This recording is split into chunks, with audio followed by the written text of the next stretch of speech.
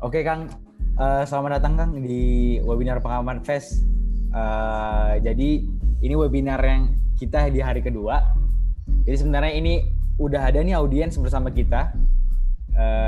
Saya mau ucapin selamat datang juga buat seluruh audiens di webinar Pengalaman Fest.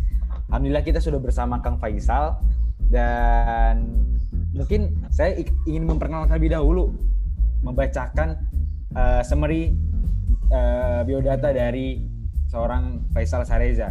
Faisal Sareza lahir di Cianjur 3 Mei 1987, mahasiswa di Sekolah Pascasarjana Jurusan Pendidikan Bahasa dan Sastra Indonesia, Universitas Pendidikan Indonesia. Bekerja sebagai penulis dan aktif di arena studi apresiasi sastra Universitas Pendidikan Indonesia dan Main Theater Bandung. Beliau juga sudah sangat banyak sekali membuat karya dalam bentuk puisi ataupun novel. Beliau juga sebagai salah satu penulis buku hikayat Pemanen Kentang dan Partitur Hujan, antologi puisi tunggal dan Memeluk Kehilangan, sebuah novel. Dan juga beliau adalah menulis esai ataupun artikel budaya, resensi, puisi dan cerita pendek di media cetak daerah dan nasional. Dan juga majalah seperti Kompas, Tempo, Jurnal Sastra, majalah Esestra di Malaysia, dan lainnya juga. Oke, mungkin karena terlalu banyak, itu aja yang bisa saya bacakan. Ini juga singkat. Mungkin dari Kak Faisal Sareza sendiri, ada yang ingin menyapa terlebih dahulu teman-teman kita semua yang ada di sini? Halo semuanya, teman-teman, para hadirin,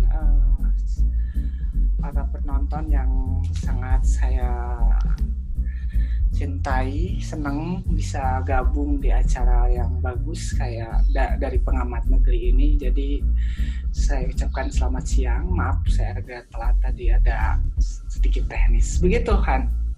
Oke kak. Saya manggilnya Kang, Kak, apa yang enak ya? Bebas sih, Akang juga boleh sih. Kang aja ya, biar iya Akang aja enak-enak. Nah, sebelum ini saya mau menjelaskan terlebih dahulu, Pengamat Negeri adalah sebuah media platform yang dibangun untuk abad ke-21 dan sasarannya adalah anak muda di seluruh Indonesia. Bagaimana kita bisa mempersiapkan pemuda untuk bisa menjadi pemuda yang siap untuk bonus demografi di 2030 nanti.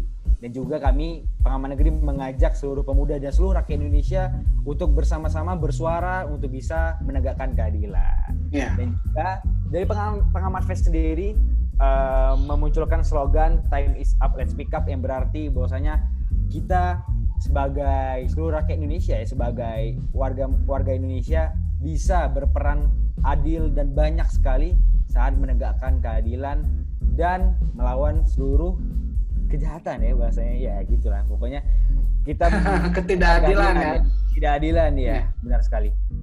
Nah, kita langsung aja ngobrol nih Kang. Jadi sebenarnya saya udah banyak banget nanya ke Kang Faisal. Pokok pembahasan kita pada hari ini adalah menyampaikan suara melalui seni, Kang. Kalau dari Kang Faisal sendiri mulai menulis itu sejak kapan, Kang? Saya sendiri mulai menulis dari sejak duduk di bangku SMA sebenarnya. Sejak kelas 1 mungkin 2002 ya kalau tidak salah. Pas sih sebenarnya pas kayak ya anak-anak milenial generasi Z sekarang lah. Justru dia udah menulis di lebih muda ketimbang saya yang waktu dulu SMA. Anak-anak SMP sekarang udah jago-jago nulis sekarang. Begitu. Iya, benar-benar banget Kang. Dan apa yang membuat waktu itu seorang Faisal Sareza bisa memutuskan untuk bisa gua lebih banyak ingin investkan waktu di penulisan, puisi dan lain-lain? Awalnya sih memang membayangkan bahwa menulis ini nyaman, artinya nyaman, dia punya tawaran tersendiri ketimbang profesi lain, karena kebetulan saya memang sejak masa itu sudah langsung punya cita-cita menjadi penulis. Begitu. Iya. Dan ada nggak sih Kang inspirasi terbesar dari Kang sendiri pada saat menulis dari awal mungkin ya, kalau inspirasi awal ya pasti dari tulisan lagi ya. Dulu saya sangat menyukai sekarang pun masih sih M.H. Ainun Nadjib karena membaca karyanya. Kemudian beranjak agak naik ke bangku kuliah, saya menyukai W.S. Rendra seperti itu. Oke. Jadi bagi saya mereka menginspirasi. Ya, memang pasti pada saat kita ingin memulai sesuatu pasti ada inspirasi dulu gak sih, Kang, ya, harusnya ya. Iya. Memang orang-orang ya W.S. Rendra dan seniman-seniman Indonesia sebenarnya sangat-sangat bagus sih dalam penulisan puisi, itu sangat luar biasa. Maksudnya pesannya sangat dalam dan komplit ya, Kang ya. Untuk Kang Faisal ngelihatnya gimana seorang W.S. Rendra ya? Maksudnya memang karena dia sangat dikenal luas oleh masyarakat Indonesia. Penulisannya dari segi cara penulisan dan pesan yang disampaikan, apa yang paling saya ingat adalah bahwa W.S. Rendra ini penyair atau bahkan sastrawan dan juga budayawan yang sangat konsen. Pada masanya dia paling bersuara keras kepada misalnya pemerintahan yang otoriter pada saat itu, misalnya gitu, seperti itu. Dan dia sangat konsisten, tidak tiba-tiba instan melawan, tidak tiba-tiba mencari panggung, tapi dia secara bertahap dan sabar gitu, seperti itu. Dan apakah itu memotivasi Kang sendiri untuk bisa lebih banyak bersuara melalui seni? Ya, jelas. Ya. Meskipun pada akhirnya puisi-puisi saya atau tulisan-tulisan saya tidak sesangar W.S. Rendra, tidak se powerful W.S. Rendra, tapi tetap bagi saya W.S. Rendra menginspirasi saya. Dan Kang Faisal setuju nggak sih bahwasanya ada anggapan bahwasanya seni itu cenderung tidak bisa langsung diterjemahkan gitu, Kang? Jadi mesti harus kayak diteliti, ataupun kayak mungkin kalau orang baca beberapa orang mungkin ada kata pilihan diksi yang terlalu dalam. Apakah itu memang benar adanya, Kang? Kita kalau jadi melihat sebuah puisi itu nggak bisa langsung kayak sekali baca langsung artikan kemana gitu, Kang? Ya, karena memang fungsi dari seni itu sendiri memang dia multitafsir. Menurut saya tidak hanya di puisi, bahkan di keseni-seni lain. Makanya saya sudah ingin menyampaikan bahwa melalui menyampaikan suara itu sebenarnya adalah menyuarakan. Jadi kalau menyuarakan ini ibaratnya yang nggak ada jadi kelihatan gitu. Saya punya analogi angin. Kalau angin nggak bisa dilihat tapi dia bisa didengar. Kalau angin sudah menggoyang-goyangkan dedaunan, artinya dia menjadi gemerisi. Kalau angin itu dia menyentuh air, maka kita bisa melihatnya. Kalau menyentuh daun, maka kita bisa mendengarnya. Begitupun seni. Salah satunya misalnya yang saya geluti puisi. Puisi saya mungkin bagi Rehan puisi romantis, bagi si X mungkin puisi perlawanan, bagi si Y mungkin puisi religius. Seni begitu kerjanya. Menyuarakan tuh sebenarnya dia metafor yang kita suarakan. Lukisan menyuarakan, foto menyuarakan, apalagi tarian menyuarakan. Makanya seni itu sendiri sangat multitafsir. Orang bisa menerjemahkan begitu. Berarti memang pada saat misalnya ya kayak yang Kang contohin tadi, pada saat Rehan misalnya melihat sebuah lukisan, terus ada beberapa teman yang melihat sebuah lukisan, pasti beda tafsiran masing-masing kan? Pasti beda. Tapi apakah seorang pembuat lukisan itu bisa membatasi tafsiran itu tadi? Jadi sangat bisa. Ya? Ada konvensinya, ada kesepakatannya. Misalnya di sastra ada kesepakatan misalnya dalam disiplinnya ada genre, ada tema, ada gaya bahasa, ada struktur yang lebih teknis misalnya. Itu ada. Itu hanya sebuah alat saja, di mana ketika melihat seni sebagai ilmu pengetahuan. Tapi kalau kita melihat seni sebagai suara, bisa jadi kita tidak berangkat dari konvensional itu, konvensi itu ya. Kita melihat Instagram setiap hari teman-teman kita. Sebenarnya itu adalah suara mereka. Suara mereka menyuarakan kehidupannya minimal dari versi kamera HP mereka. Versi foto. Ada yang memposting hanya setengah badan, ada yang tiap hari ngeposting wajahnya saja kan, ada yang memposting setengah badan, sepatu. Itu kan suara mereka. Menjadi seni, tiba-tiba menjadi seni kalau kita akhirnya peduli meningkatkan level bahwa dalam foto ada warna, ada gradasi, ada momen, ada segala macam. Di puisi pun sama. Bisa jadi di status WA orang nulis curhatan, suara, kritik bahkan terhadap atasannya, kritik terhadap masyarakat di sekitar. Tapi cuman sekedar bersifat emosional, maka dia tidak bisa dijadikan patokan. Begitu. Berarti memang bahkan pada saat kita ya yang seperti yang contohkan Kang Faisal tadi, pada saat kita misalnya buat status gitu, itu bisa menjadi sebuah seni juga ya, dan orang bisa tafsir juga. Ya benar sekali.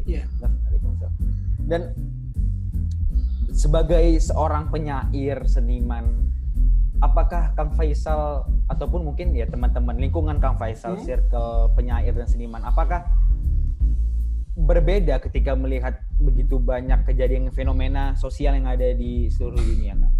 Nah, misalnya kita melihat situasi sekarang, bencana pandemi di mana-mana.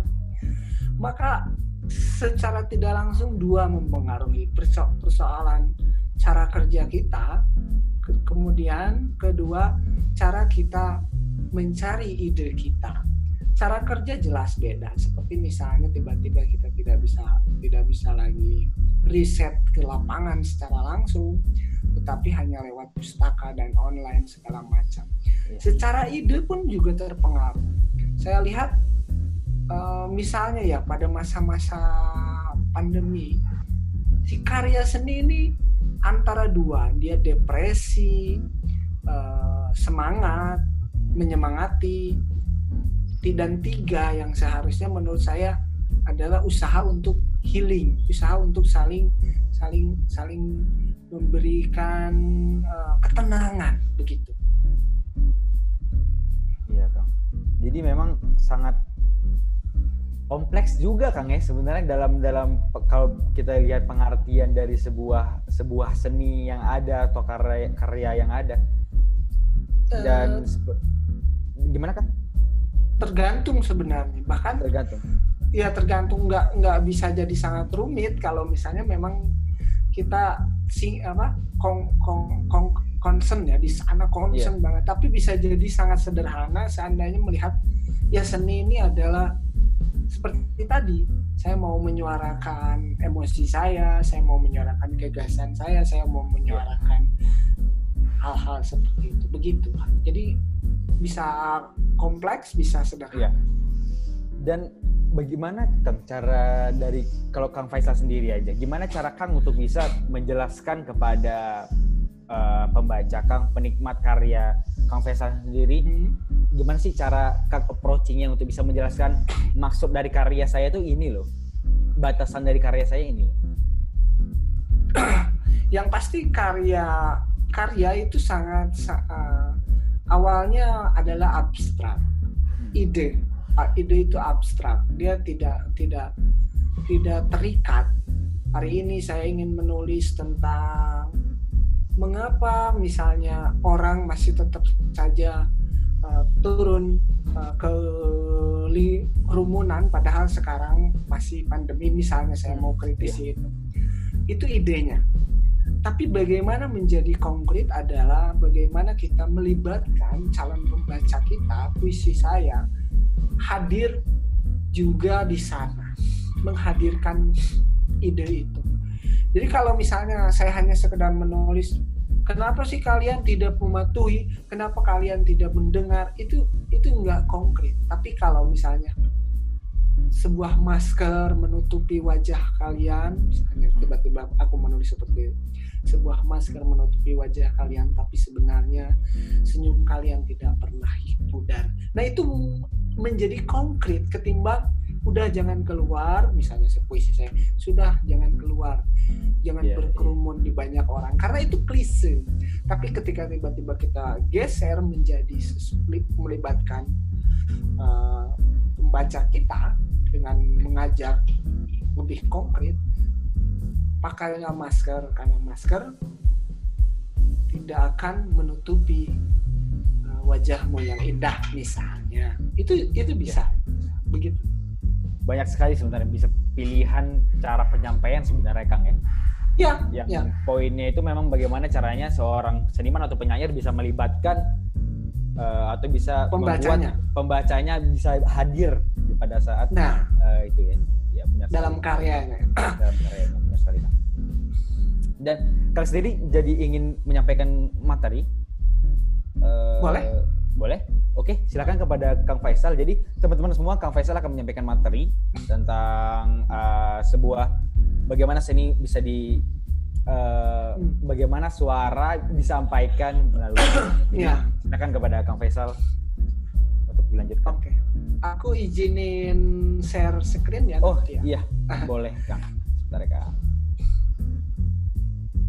Nah, teman-teman, makasih masih tetap hadir. Semoga masih bisa menikmati siang ini ya, sama acara menurut saya bagus. Teman-teman muda ini, anak-anak muda seperti ini justru yang menurut saya dibutuhkan.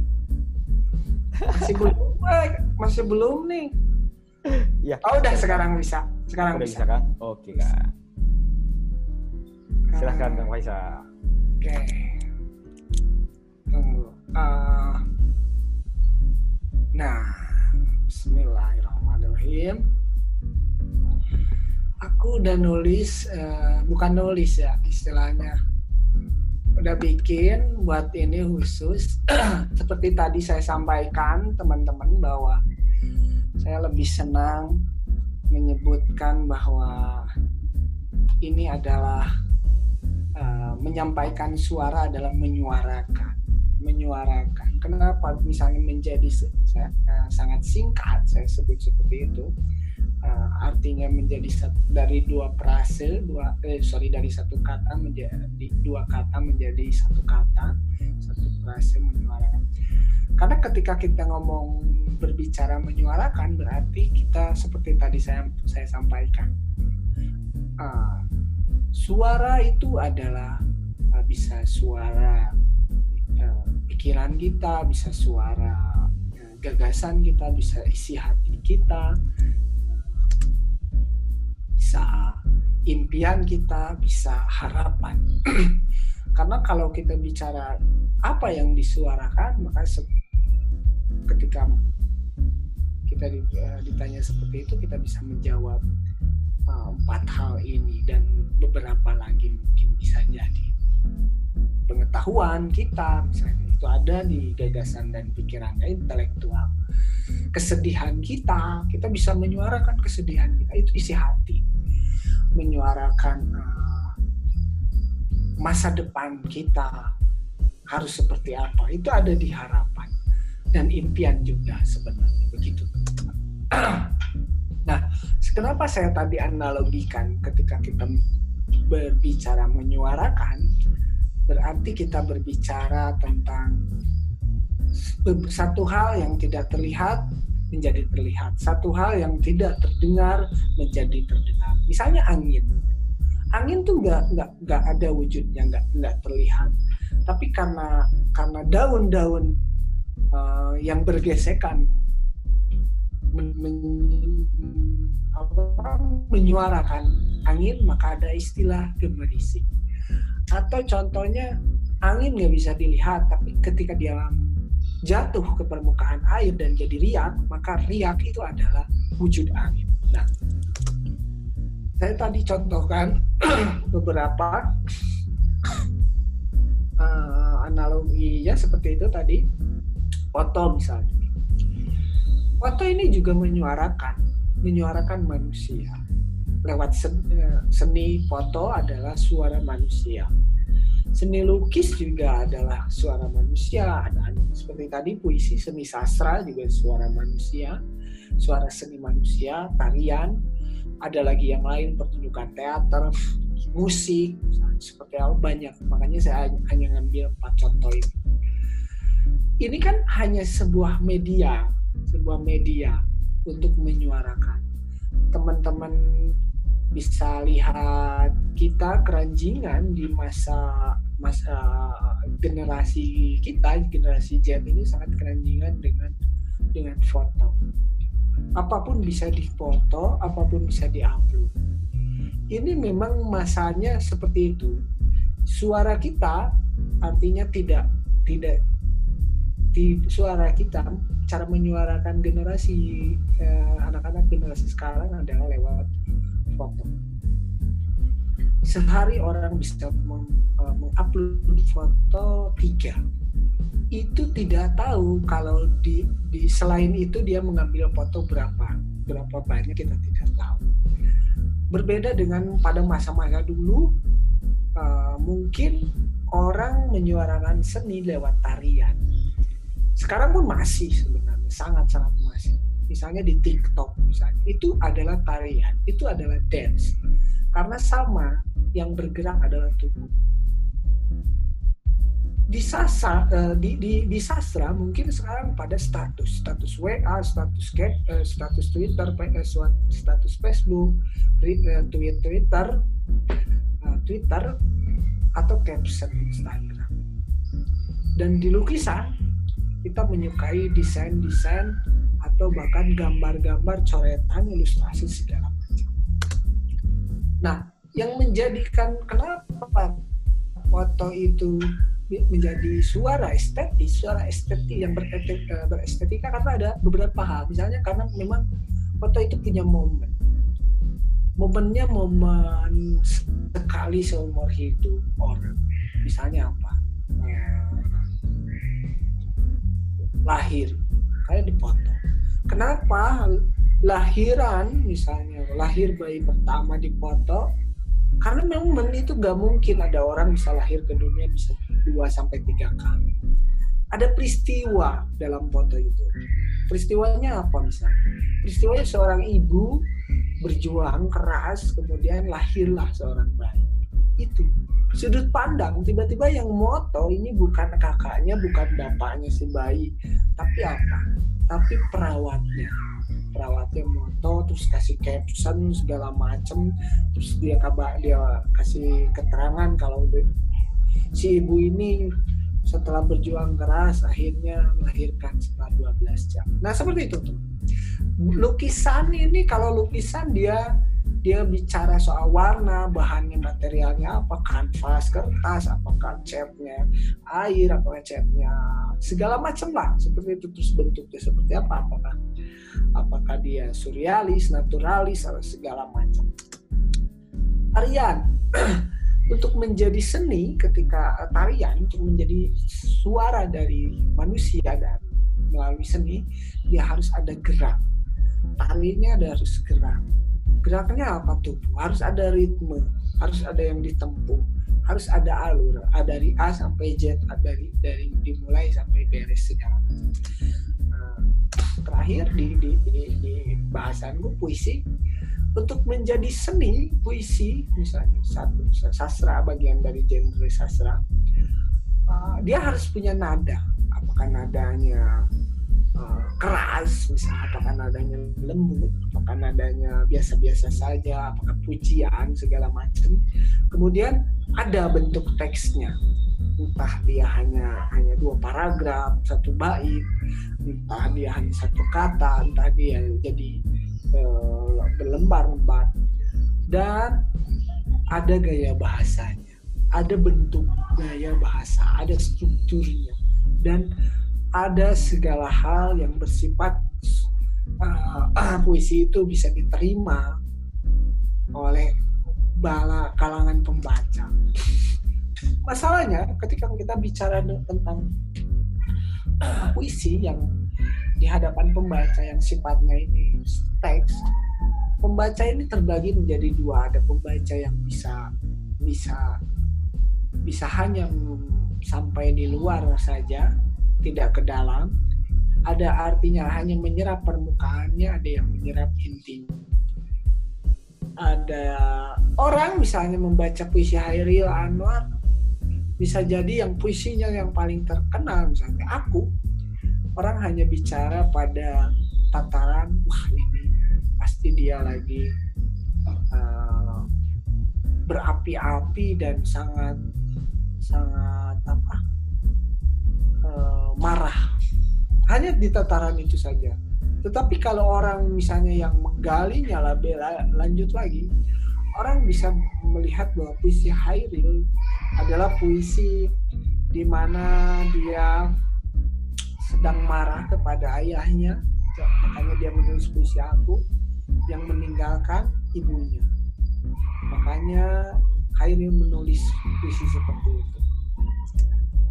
Nah, karya teks atau puisi kita bisa sangat berbagai macam ditempuh caranya. Misalnya dengan lugas, beberapa penulis puisi seperti Wiji Tukul lugas, Wiji Tukul, termasuk W.S. Rendra juga sangat lugas, atau sangat ironi sekali. Misalnya ditulis oleh W.S. Rendra juga, misalnya puisi-puisi Sajak Sebatang Lisong segala macam, itu sangat-sangat ironis. Atau komedi ini lucu, dia ketawa-ketawa, bikin pembaca ketawa-ketawa padahal sedang mengkritik sesuatu. Ini yang bisa dilakukan misalnya penulis-penulis yang sekarang masih menulis seperti ini, misalnya Joko Pinurbo. Atau surrealisme ini dia tidak menyatakannya secara gamblang karena dia tidak mengambil gambaran nyata, tapi gambaran simbol dan segala macam yang lebih tertutup atau tersembunyi. Saya pikir begitu sih. Teman-teman bisa mulai ke pertanyaan. Siapa tahu bisa saya share di sini, menjawab dan saling berbagi. Oke, Kang Faisal. Terima kasih banyak Kang atas materinya, luar biasa sekali. Kita akan mulai dari pertanyaan pertama. Oke. Dari Irena Restiani. Izin bertanya Kak, apakah sebuah rasa itu penting dalam seni? Sedangkan suatu rangkaian kalimat yang tidak sengaja dibuat saja bisa dikatakan seni. Oke. Ini nggak apa-apa ya aku jawab, ada background ya, nggak apa-apa, nangis.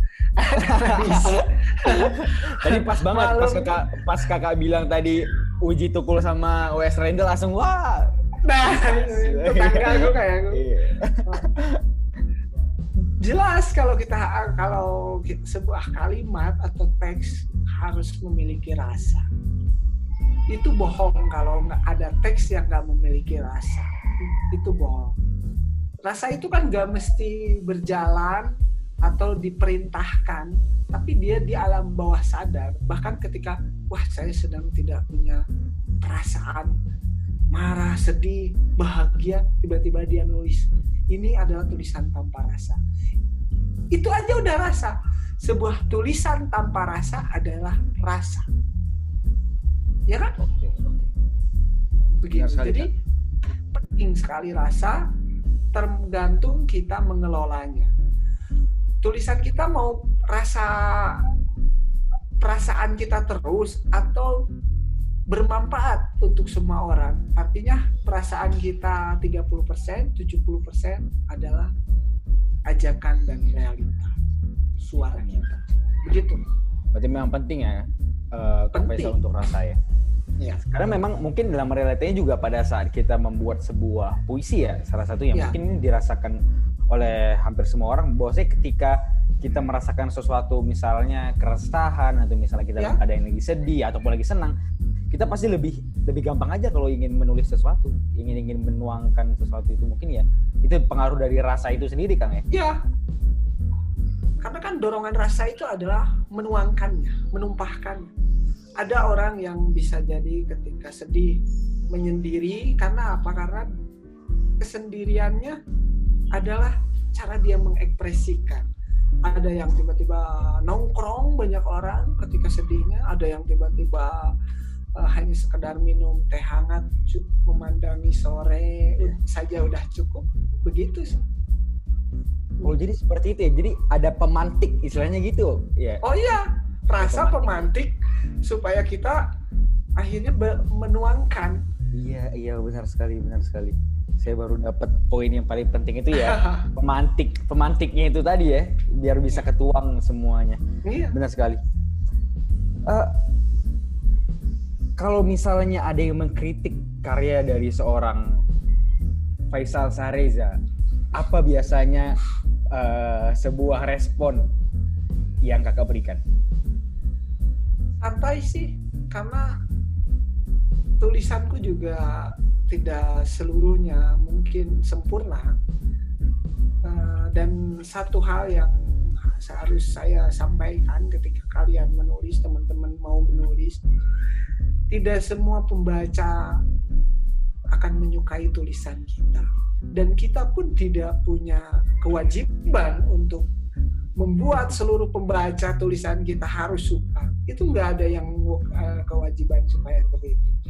Kalaupun ada yang mengkritik, kalau kritiknya memang membangun, artinya membangun ini bertanggung jawab ya, bukan menyerang pribadi, bukan seperti itu beruntung kita, artinya kita bisa belajar. Tapi kalau tiba-tiba benar ada yang mengkritiknya ini karena apalah gitu ya, iri, dengki, segala macam, saya selalu senyumin aja, santai gitu. Capek lah mikirinnya, ya mending mikirin tulisan berikutnya. Ya benar Kang. Oke Kang, ini ada lagi pertanyaan lagi datang dari Sabrina Fat. Izin nanya Kak, apa seni itu hanya sebuah karya yang bisa dinikmati saja? Bagaimana dengan karya yang tidak dapat dinikmati?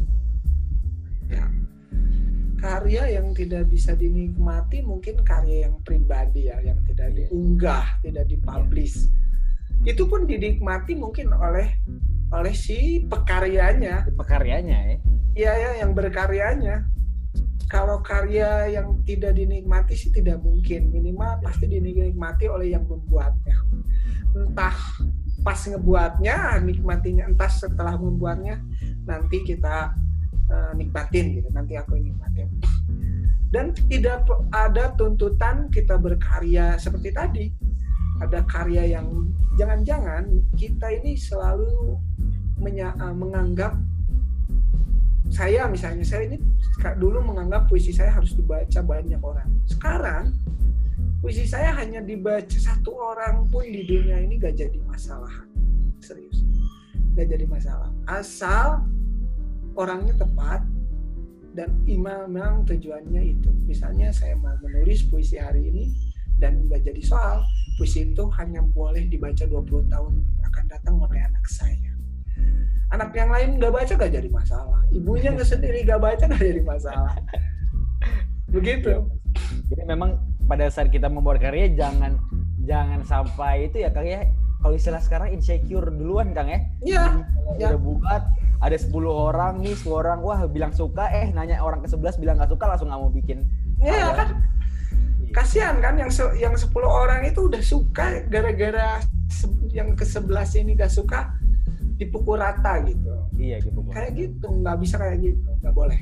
Oke Kang, benar sekali.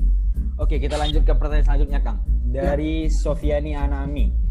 Cara Kak Faisal menuangkan rasa dalam tulisan dan bagaimana cara seorang Kak Faisal menyampaikan pesan yang ditulis biar sampai ke pembaca. Mungkin tadi udah sempat pertanyaan kedua yang pertanyaan yang menyampaikan pesan mungkin tadi udah sempat kita jawab. Cuman yang menuangkan rasa nih dari seorang Faisal Sahreza, apa yang menjadi percikannya? Tipsku ini sama ini juga tips buat yang mau menulis puisi. Tuangkan rasa dengan kata yang konkret, bukan yang abstrak. Kalau kamu cemburu, tuangkan dengan kata konkret. Kamu cemburunya kayak gimana? Apakah cemburunya ngelilingin komplek, misalnya perumahan? Kalau lagi cemburu, kamu tulis itu. Aku sedang mengelilingi kompleks saat melihat dirimu bersama perempuan lain. Nah itu cemburu. Jangan aku cemburu melihat kamu dengan orang lain. Itu salah satunya. Rasa adalah abstrak, kita tuangkan dengan konkret. Sedih, patah hati. Aku patah hati sendiri seorang diri malam ini. Itu abstrak, tapi kalau kita ganti dengan patah hatimu apa? Patah hatimu bisa minum kopi sampai 5 gelas seharian. Makanya tulislah 5 gelas kopi sehari adalah cara aku merayakan patah hati. Itu jadi sangat enak kita menulis. Begitu. Satu lagi deh. Jatuh cinta. Oh, aku jatuh cinta padamu sejak pertama kali kita berjumpa. Itu lagi-lagi abstrak. Tapi kalau misalnya apa yang membuatmu jatuh cinta? Yang membuatku jatuh cinta adalah ada tahi lalat di atas bibirnya yang sebelah kanan. Ditulislah. Tahi lalat di atas bibirmu sebelah kanan membuat hidupku tidak seimbang. Bolehkah aku jadi titik tahi lalat di bibir sebelah kirimu? Itu menjadi enak. Ya. Begitu. Tuangkan rasa. Jelas ya. Jelas ya. Betul sekali. Iya, benar sekali. Oke, kita udah dapat poin-poinnya tadi ya dari Kang Faisal. Kita lanjut lagi ke Lydia Yoeanita. Kang, bagaimana caranya untuk lebih menghayati peran kita dalam suatu pertunjukan teater? Karena terkadang saya sedikit kesulitan dalam mendalami peran. Ini bagus, pertanyaannya dari awal bagus. Juga ini sama. Teater tuh ada seni pemeranan. Jadi ketika kita di atas panggung, cara kita bernafas pun adalah cara kita bernafas tokoh itu. Cara kita berpikir. Hari ini kita memerankan seorang anak gelandangan, maka saya tanggalkan Faisal Shahreja sebagai penyair, sebagai siapapun, tapi sebagai seorang gelandangan. Artinya peran itu harus merasuk dengan cara kerjanya. Cara kerjanya yaitu pikiran kita dan hati kita dibangun oleh suasana tokoh yang harus kita perankan. Jangan dibangun oleh seorang aktor, seorang aktor, profesi aktor gitu, tapi sebagai tokoh dalam peran. Jadi teater ini perlu penggojlogan. Makanya banyak sekali kan, olah sukma, olah vokal, olah tubuh, olah rasa, begitu. Oke, begitu. Luar biasa sekali poinnya. Mungkin nanti Kak Lydia Yoeanita setelah ini bisa lebih maksimal dalam peranan teaternya. Oh ya. Oke. Amin. Oke, mungkin itu menjadi pertanyaan terakhir di sesi kali ini, Kang. Dan ada nggak sih, Kang, tips dari seorang Faisal Shahreja untuk teman-teman semua yang mungkin lebih banyak ingin menulis, ingin membuat karya, bisa saja dalam tulisan puisi ataupun cerpen ataupun ya banyak karya seni yang lain. Ada nggak, Kang, pesan yang bisa? Pesanku adalah ketika kita mau mencoba menulis, maka kita harus mau mencoba membaca. Sebanyak mungkin boleh, bisa, atau memilih bacaan kita agar sesuai. Jadi menurutku di zaman sekarang, pesanku, ketika kita banyak membaca berarti kita banyak menerima. Ketika menulis artinya ketika kita banyak memberi.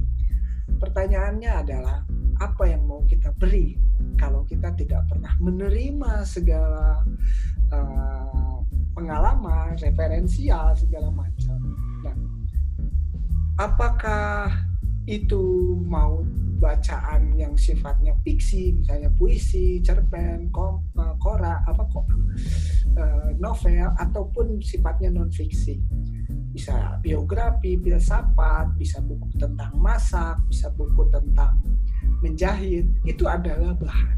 Jadi tips saya adalah jangan batasi bacaanmu, dan ketika menuangkan, kamu harus berdasarkan dengan selera hobimu dengan segala macam. Itu akan membuat tulisanmu terasa dekat dengan pembacanya. Begitu, Han. Ya benar sekali Kang. Jadi pada saat kita ingin menulis, ingin membuat sebuah karya, kita juga harus lebih banyak juga membaca dan melihat sebuah karya terlebih dahulu Kang ya. Karena bisa menjadi referensi ya. Benar sekali Kang. Mungkin itu menjadi penutup juga untuk sesi webinar kali ini bersama Faisal Sareza. Ya. Terima kasih banyak Kang atas waktunya. Sama-sama, pengamat negeri ini bagus banget teman-teman menurut aku, dan teman-teman yang hadir nonton terima kasih. Ini yang dibutuhkan oleh generasi kalian, teman-teman seperti di pengamat negeri dan teman-teman yang hadir di sini. Saya yakin Indonesia di tangan kalian besok lusa bakal lebih merdeka. Merdeka berkarya, merdeka sejahtera, merdeka segala macam. Teman-teman tetap semangat dari saya, begitu. Ya, terima kasih banyak Kang Faisal. Terima kasih banyak atas waktunya. Terima kasih Kang Faisal. Semoga nanti kita bisa bertemu kembali Kak ya. Amin. Ya Kak. Kakak di Bandung kan ya? Aku di Bandung. Di Bandung. Oke, nanti saya kalau main-main ke Bandung bakal ketemu Kakak. Iya. Ya, harus kabar ya. Oke, siap Kak. Terima kasih banyak Kak Faisal sekali lagi. Terima kasih banyak juga untuk seluruh audiens dari sesi kali ini. Terima kasih semuanya.